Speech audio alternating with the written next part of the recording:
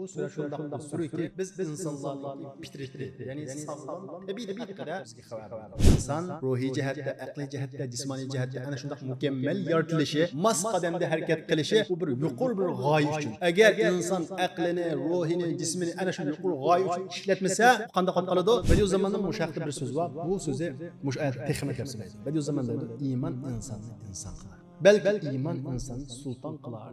Bu degenim degan vaqtda alhamdulillah ve salatu ve selamu ala rasulillah amma ba'd. Assalamu alaykum ve rahmetullahi ve berekatuhu qarindoshlar. Biz bugun Allohning rahmeti ve fazli bilan Qur'on Karimninki oxirgi qisqa suralardan, ya'ni biz namozimizda ko'p o'qiydigan suralardan sura Tin o'qiymiz. Odatda biz sura Tinni va Zaytun surasi deb ataymiz. Bu sura Mekkada nozil bo'lgan 8 oyatlik bir sura. Lekin bu sura shundoq bir suraki biz insonlarningki fitrati, ya'ni sog'lom tabiat haqida bizga xabar beradi. Va shundoqla bu sog'lom tabiat qandoq qo'g'diladi? Agar qo'g'dalmasa, qo'rishalmasa, himoya qilinmasa, qandoq ahvolga tushib qoladi? Mana mushundan xabar beradi. Xo'sh, unda bo'lsa biz old bilan surani bir o'qiylik, ondan keyin oyatma-oyat tushunishga tirishimiz inshaalloh. أعوذ بالله من الشيطان الرجيم بسم الله الرحمن الرحيم والتين والزيتون وطور سينين وهذا البلد الأمين لقد خلقنا الإنسان في أحسن تقويم ثم رددناه أسفل سافلين إلا الذين آمنوا وعملوا الصالحات فلهم أجر غير ممنون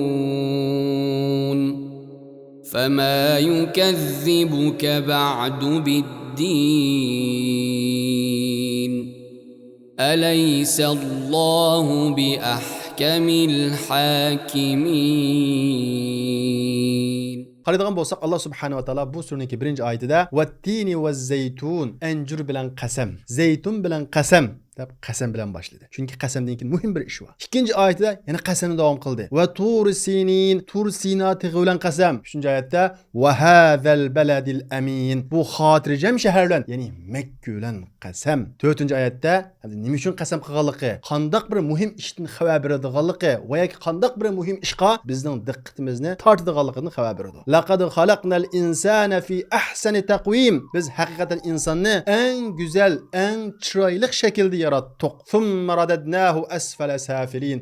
Ondan keyin biz ana shundaq chiroyli, mukammal, o'lchamlik yaratilgan insonni eng tuvan holatga qaytardik. Illallazina amanu va amilus solihat. Faqat Allohga iymon etgan, yaxshilarni qilgan, foydali ishlarni qilganlar mana shunda eng tuvan holatga tushib qolishdan mustasno. Falahum ajrun g'ayr mamnun. Ularga üzülmez, tugumas savob bor. Fama yukazzibuka ba'du bid-din. Ey inson, bu dalillardan keyin qiyomatni inkor qilishingga nima sabab bo'lyotidi? Alaysallohu bi ahkamil hakimin. Alloh subhanahu va taolo eng adil hukm chiqaruvchi emasmi? Qo'ygan hayot sistemalarida bo'lsin, chiqargan hukmlarda bo'lsin, insonga eng foydali hukm chiqaruvchi emasmi?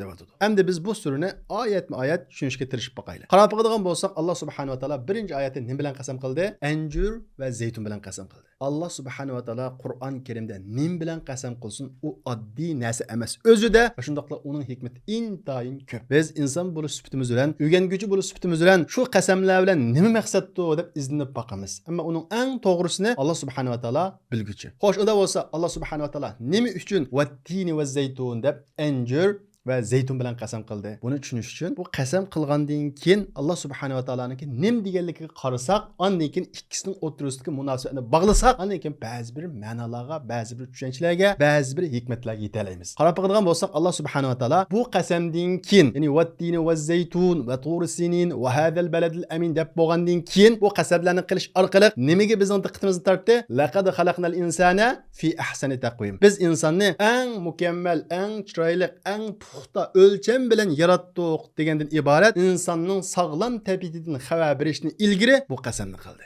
Anjur bilan qasam qildi, zaytun bilan qasam qildi. Bu shuning uchunki Alloh subhanahu va taolo insonning sog'lom fitratini anjurga o'xshatgan bo'lishi mumkin. Chunki anjur qanday meva bilamizlar? Nihoyat tatliq, shirin, foydali, ammo saqlash intayin tez bir meva. Buzilib qolganda oralni turadi. Va shundaqla anjir shundaq bir mevaki azroqla buzilib qoldimi, uni yegilib bo'lmaydi. Masalan, tavuz deymiz. Bir tarafi buzilib qolsa, bir tarafini kesib yevatkili bo'ladi. Olmaning bir tarafi sesib qolgan bo'lsa, sesilmagan tarafini yevatkili bo'ladi. Anjir undaq emas. Alloh subhanahu va taolo to'g'risini bilguchi, Alloh subhanahu va taoloninki anjir bilan qasam qilgan bo'lishi insonning sog'lom tabiatiga qilingan bir simvol bo'lishi mumkin. Ya'ni Alloh subhanahu va taolo ey insonlar, biz sizni ana shundaq fitrat jihatda, tabiat jihatda, aqliy jihatda, ruhiy jihatda eng go'zal, eng puxta shaklda yaratdik.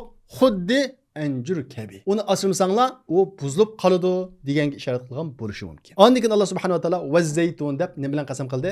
Zaytun bilan qasam qildi. Bilamiz, zaytunda intayin uzuqliq moddasi mol. Undan boshqa zaytun eng uzun saqlig'ili bo'ladigan meva. Shuning uchun bu uzun saqlanadi. Xo'sh, unda bo'lsa, Alloh subhanahu va taolo nima uchun anjir bilan qasam qilib bo'lgandan keyin zaytunni keltirdi? Alloh to'g'risini bilguchi, Alloh subhanahu va taolo buning bilan anjirga o'xshash nozuk, asrimsi bo'lmaydigan, mana bu shunday sog'lom tabiat o'zgarmaydigan hidoyat bilan qo'g'dalmasa o'zgarib ketadi deganga ishorat qilgan bo'lishi mumkin. Alloh to'g'risini bilguchi. Ya'ni Alloh subhanahu va taolo anjirni insonning nozuk, sap bo'lgan sog'lom tabiatiga simvol qilgan bo'lsa, zaytunni hidoyatga, iymonga simvol qilgan bo'lishi mumkin. Shuning uchun bu yerda billa qasam qilib keltirgan bo'lishi mumkin. Ya'ni sizning sog'lom tabiatingiz zaytunga o'xshash hidoyat bilan qo'g'dalsin deganga ishorat qilgan bo'lishi mumkin. Vallohu a'lam. Alloh to'g'risini bilguchi. Va undan boshqa ba'zi olimlar, ba'zi tafsirshunoslar shunday deydi-ki, Alloh subhanahu va taolo qasam qilib turib nima dedi? Biz insonni eng go'zal shaklda yaratdik dedi. Inson o'zining jismoniy jihatdagi bu go'zal holatini saqlash uchun nima qilish kerak? Sog'lom shaklda oziqlanish kerak, badanga foydali narsalarni yeyish kerak. Nurg'un narsalarda nurg'un ilmlar bor. Ammo zaytun bilan anjirning tarkibida shunday bir narsa borki, u insonningki qirishini kechib turadigan bir modda bor ekan. Yaqinda e'lon qilingan bir tadqiqot maqolasida bu haqda tafsiliy to'xtalibdi. Ya'ni insonning badanida ruhiy quvvati, hayotiy kuchini oshiradigan bir xil modda bor ekan. Bu modda 35 yoshgacha insonda yuqorilab mangadi ekan. 35 yoshdan keyin tuvallaydi ekan. Tadqiqotchilar mushu moddani o'simliklarni izlagan vaqtida mushu modda nerdan topilibdi bilamsizlar? Anjir bilan zaytunda topilibdi. Anjir bilan zaytunni ko'p yegan odamningki mana shunda hayotiy kuchi, yashanishi keyniga kechikadi ekan. Kuch quvvati keyniga chekinadi ekan. Yana hayron qolarlik bir tarafi qaysi bilamsizlar? Olimlar deydi-ki, bir tal anjir bilan 7 tal zaytun yegan vaqtida bu unum eng yuqori shaklda bo'ladi ekan. Xo'sh, Qur'on Karimga qaraydigan bo'lsak, Qur'on Karimda zaytun 7 o'rinda tilga ilinibdi, anjir 1 o'rinda tilga ilinibdi. Ya'ni bir tal anjir bilan 7 tal zaytunni yesangiz, sizningki go'zal shaklingiz, ya'ni ahsani taqvim bo'lgan eng mukammal shaklingiz uzun turadi ekan. Hayotiy kuchimizning chekinishi ostilaydi ekan. Ya'ni bizning badanimizga eng foydali shaklda bo'ladi ekan. Shuning uchun Alloh subhanahu va taolo insonning go'zal shaklini saqlash uchun u foydali bo'lgan, ya'ni insonning go'zal shakliga foydali bo'lgan bu ikki meva bilan qasam qilgan bo'lishi mumkin deydi ba'zi olimlarimiz. Vallohu a'lam. Ondan keyin Alloh subhanahu va taolo nima bilan qasam qildi? Va Tur Sinin, Tur Sina tog'i bilan qasam qildi. Tur Sina tog'i qanday tog'? Musa alayhissalom Alloh bilan gaplashgan tog'.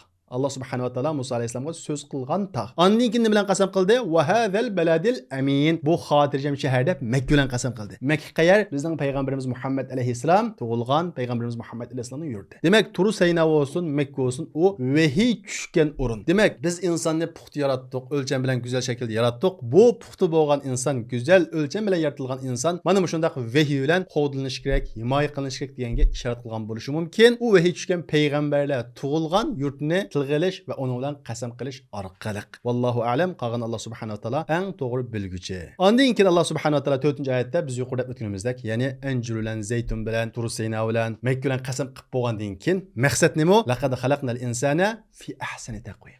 Biz insonni haqiqatan eng mukammal shaklda yaratdik deydi Alloh subhanahu. Allah subhanahu va taolo bu oyat orqali shunday deydi-ki, biz insonni aqliy jihatdan eng mukammal shaklda yaratdik. Qanday yaratdi? Hayvondimi, itdimi, mushukdimi, otdimi, ma'lum bir aql bor. Ammo insonning aqli mukammal bir aql. Inson o'ylay oladi, tahlil qila oladi, xotirlay oladi, unda bir hukm chiqara oladi, tajriba, savoq to'play oladi, bir narsa yarata oladi, ijod qila oladi.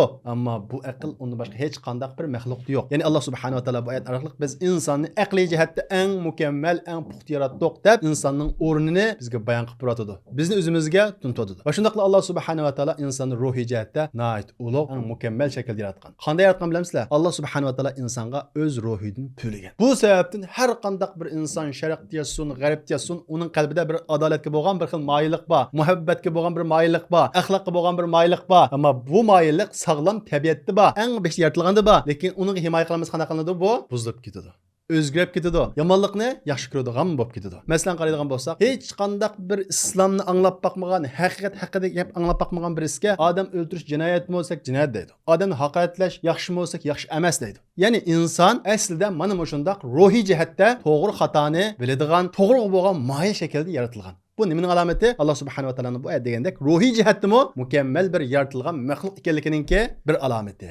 Va shundaqla Alloh subhanahu va taolo insonni jismoniy jihatdan mukammal shaklda yaratgan. Har bir a'zoyimiz haqida o'ylab boqaylik. Mani bundaroq qilgan bo'lsa bo'libdi ekan deydigan bir a'zoyimiz bormi? Bir uy solsak, bir narsa yasasak, eng puxta ishlangan telefon bo'lsin, uskuna bo'lsin, uy bo'lsin, har qanday bir narsa bo'lsin, mani bundaroq qilgan bo'lsa bo'pti ekan deb qilgan yerlarimiz chiqdi. Lekin insonning mani bundaroq qilsa bo'pti ekan deydigan bir yerimiz yo'q. Qarab boqadigan bo'lsak, suvga o'xshash eng nozik a'zoyimiz bo'lgan ko'zimiz mana shundaq sumakning orasiga qo'g'dilinadigan shaklda qanday qilingan, urunlashtirilgan. Quloqimiz yassaq taqishib qolmaydigan, egiladigan, ko'michak bilan qanday qilingan, yaratilgan. Agar sumak shaklda yaratib qo'ygan bo'lsa, qanday yaratdik masalan? Ko'zimiz qo'g'dalmagan bo'lsa, qanday himoya qiladi? Kirpikimiz desak, yoshni to'sadi, chang tuzanni to'sadi. Burnimiz desak, ig'izimizning ustiga urlashtirilgan. Tamoq yeyishni ilgari uning puruqi bilan lazzatlanish uchun, uning puruqi bilan purab qolmagan deganga o'xshagan ishlarni bilish uchun. Har bir a'zoyimiz haqida o'ylab boqadigan bo'lsak, Alloh subhanahu va taoloning har bir a'zoyimizni urunlashtirishda ne qadar mukammal, ne qadar puxta, ne qadar o'lcham bilan urunlashtirganligini ko'ramiz. Qaraydigan bo'lsak, barmoqimiz haqida o'ylab boqadigan bo'lsak, ma bosh barmoq 4 barmoqqa xizmat qiladi.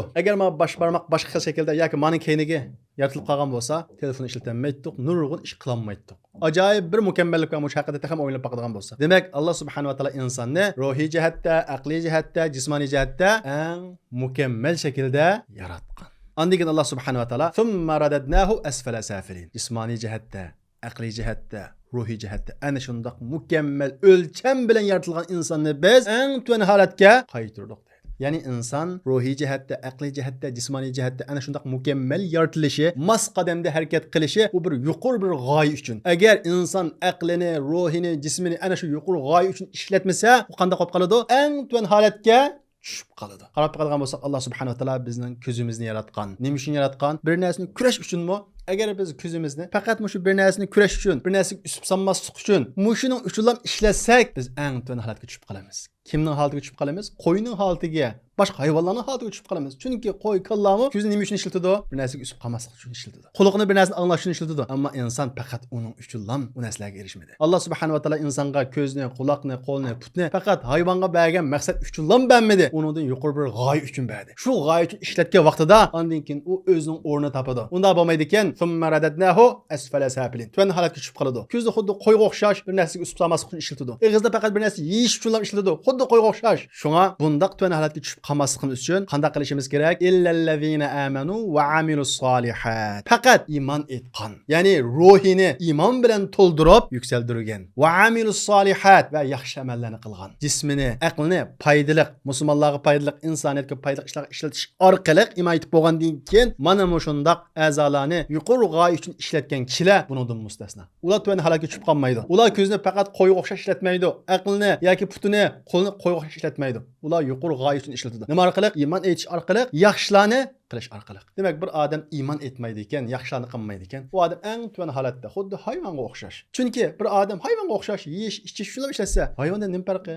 Hayvon shunday yashaydigan masalan. Alloh subhanahu va taolo bu yerda insonni nemining yuqori ko'taradiganligi, nemining yuqori martabaga, ya'ni haqiqiy inson qiladiganligidan xabar beryapti. Insonni nima haqiqiy inson qiladi ekan? Iymon va yaxshi amal. Unda bo'lmaydi ekan, uning o'rni asfala safilin. Eng tuvan holat. Badiiy zamonning mushaqda bir so'z bor. Bu so'zi mush oyatni texmi tafsirlaydi. Badiiy zamon deydi, iymon insonni inson qilar. Balki iymon insonni sulton qilar deydi. Bu degani nima degan vaqtda iymon insonni haqiqiy inson qilish orqali boshqa hayvonlardan farqlantiradi. Chunki inson biologik jihatdan bir jonliq.